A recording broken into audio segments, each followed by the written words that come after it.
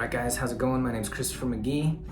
I own Halcyon Real Estate. I'm associated with Keller Williams, and this is looking at the numbers. Every week I look at the numbers in the real estate market in Utah, and I tell you the story of what they mean. Alright, the number of current actives we have on the market is 9,517. Through last week, the average amount of time that a property was on the market before it got an offer that it accepted was 47 days. As of last week, the average list price of a home was $619,119, whereas the average sold price was $601,516, making the difference between those two $17,603.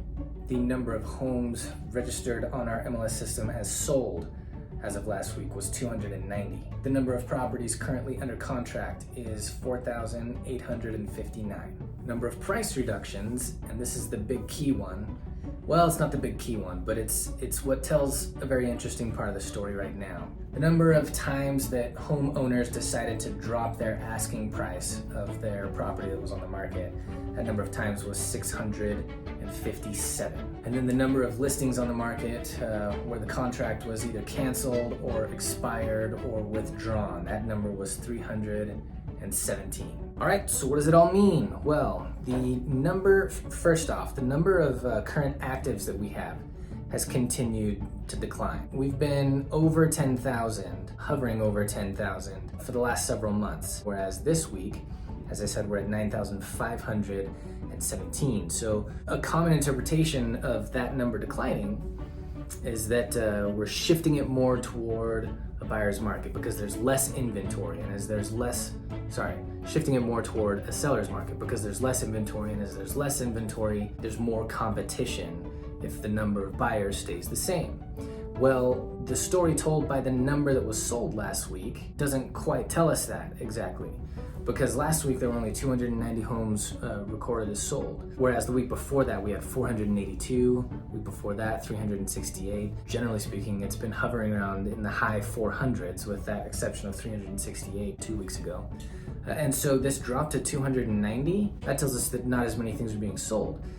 However, it's a reflection of the fact that 4 weeks ago, there was a dip in how many things on the market were actually under contract, right? Because if you're a buyer and you make an offer on a home, it's not like that home is yours right now as soon as that offer gets turned in and accepted, right? It generally takes about a month for all of your dates in the contract process to pass and everything to be in order, and the money actually moves and the house is actually sold. The fact that we have this dip to 290 homes sold doesn't tell us exactly that fewer homes are being given offers as of last week.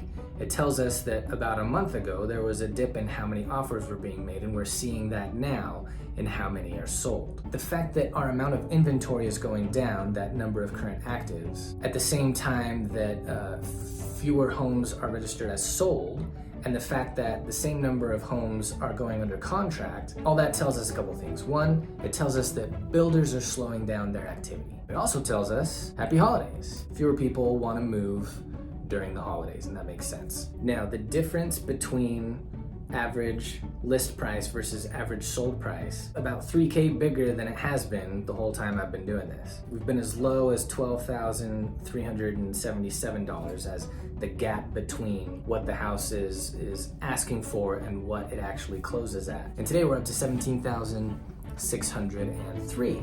That's a big gap. And I think that reflects perfectly the jump up. All right, what causes a seller to decide they need to lower their price? What causes a seller to decide they need to lower their price is that they're not getting any offers, right? And so the longer a home is on market, the more likely it is to drop its price. Well, a month ago, we had a spike in average days on market. We were in the low 40s when we jumped up to 50. That jump up to 50, I think, is what created this larger reduction overall in what houses are on average closing for. 17,600 less than on average what they are asking for. So I think that's a reflection of what happened a month ago, and I don't think that's a reflection of what will happen if you put your home up for sale right now. And here's why. And here's why I said price reductions were the big interesting thing this week, because price reductions, the number of price reductions this last week was 657, almost half of what it was the week prior.